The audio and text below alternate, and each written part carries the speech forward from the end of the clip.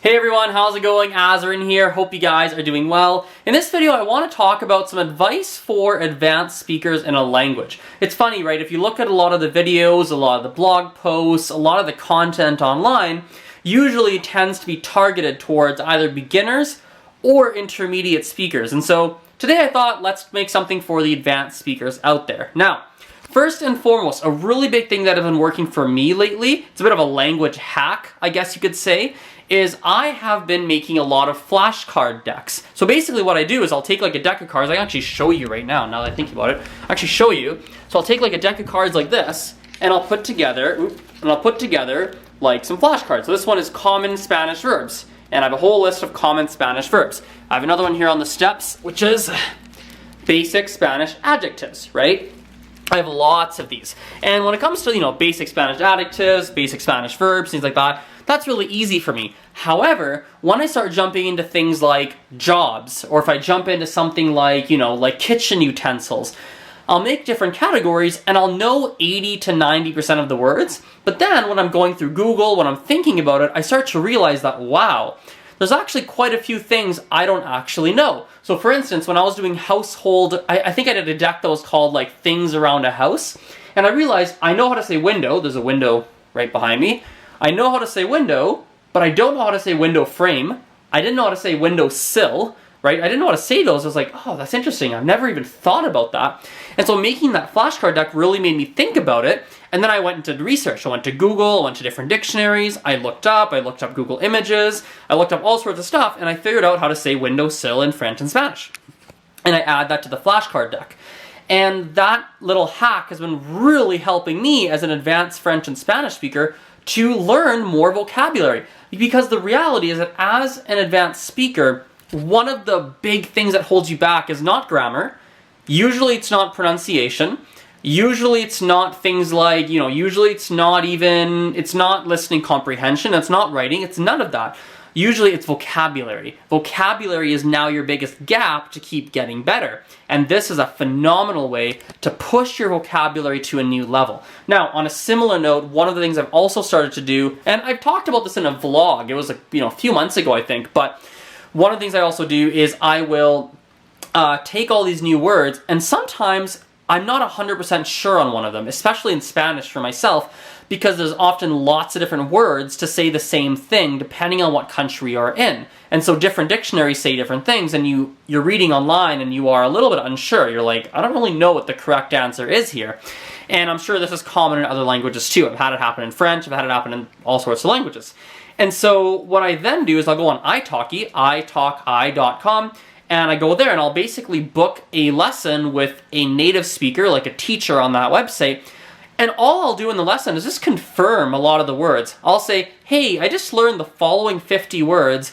I'm 98% sure I found the right word, but I just want to talk to you and run these words by you and ask them to you to make sure that they are actually correct. And that makes sure that you really, number one, it makes sure that the new words you've learned are the correct words. And what also happens as you're talking with this teacher online and you're getting confirmation about these words, often it'll branch you off into different categories, and the teacher will say, oh yeah, that's really great, that is window frame. However, did you know in some cases, you wouldn't actually say window frame. Sometimes you would say blah, blah, blah word because of this, that, the other reason. And you're like, oh.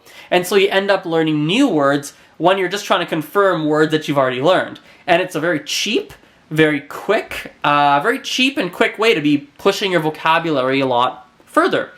Right? I think that is a massive thing. Another thing, I think I've talked about this once before. As a matter of fact, now that I'm talking this out, I might have actually made a video about advice to advanced speakers, but I think this is different advice today. But one thing I've said before is watching stand-up comedy. Stand-up comedy is phenomenal because what actually happens is that stand-up comedians, they use a lot of slang in their stand-up comedy speech. And so what that forces you to do is not only does it teach you new slang, but because they're using so much slang, it actually forces your listening comprehension as well. And so I'm a big fan of stand-up comedy, especially if you're learning a language where there's lots of regional differences, right? That can be really phenomenal, because if you could find a stand-up comedian from a specific region, and you listen to that person give their stand-up comedy routine, you might even get to learn different slang in different regions, which is phenomenal for advanced speakers, because advanced speakers, often you know the general slang, you know the general vocabulary that people generally use in that language, but you might not know that, oh, in this country or in this region they say this. And so that it's just another layer, right? At this point, once you're an advanced speaker, now you're just layering on top. You actually don't need to learn anymore because you're advanced and you can function in like most scenarios. But as an advanced speaker, if you want to keep pushing forward, this is a good piece of advice too. You want to go really narrow. You want to go super, super, super narrow. So you're not learning about, for example, you're not learning about things like, oh, let's learn about jobs in French. Who cares about jobs? Because you know a lot about jobs. You probably know how to say most professions. However, if you look at one profession and go very narrow into that profession, you probably don't know all the words. So you might know doctor, you might know nurse, but you don't know how to say, like, maybe you don't know how to say a surgeon. Maybe if you go even more narrow, what are things that a surgeon needs to use? Well, a surgeon needs to use a scalpel. A surgeon has to wear a, what is it in English? Like a lab, is it a lab coat? No, it has to wear scrubs, I believe. No, not scrubs. Whatever that clothes surgeons wear are. I can't remember what they're called in English even, right? They wear a face mask. They wear all sorts, or surgical mask, excuse me, a surgical mask.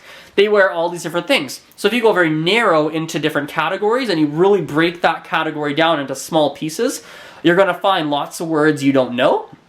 And if you just go research and figure out how to say those, that's going to really you're going to start to feel significant improvement, even though you're very, very, very advanced. And that's often what happens. At an advanced level, people get kind of stuck. They're like, oh, I don't really feel like I'm improving. But that is how you improve, and that is how you kind of gap yourself. What I mean by gap yourself is often as an advanced speaker, you feel like, wow, there's so much I know already. How do I get better? Right? Well, that's how you get better, is you start to look at every single category you've learned in the past and go really narrow, really detailed into that category, and you're going to start to realize how many things you really don't know. And you'll be like, oh my god, I have a long way to go. And it'll give you lots of new study material, lots of new things to learn. And the best of all is that since you're an advanced speaker, most of it is self-driven. You don't necessarily need a teacher to make lessons for you, things like that, because you know what you don't know. You can very easily figure out what you don't know, and you have the language skills to go do the research to find out and to learn what you don't know. So anyway, hope you guys liked that video. Hope that was useful. That felt really good. I felt like it was some really straight fire advice. Like, I think a lot of that works for intermediate speakers too, now that I'm thinking this out. But yeah, have a good day. See you guys later. Bye for now.